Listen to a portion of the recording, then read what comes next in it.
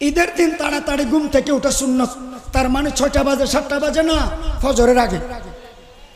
গোসল করা সুন্নত, উত্তম কাপড় পরিধান করা সুন্নত, খুশবু আতর ব্যবহার করা সুন্নত।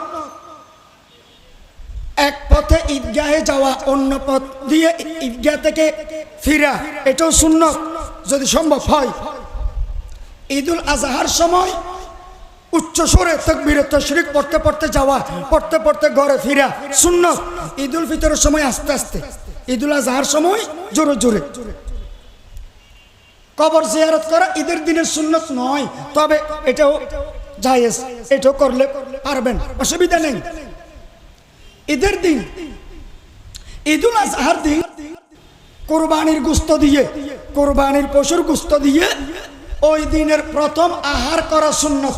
যারা কোরবানি করে তাদের জন্য কোরবানির গোশত দিয়ে ওই দিনের ব্রেকফাস্ট, ওই দিনের সর্বপ্রথম আহার করা সুন্নত।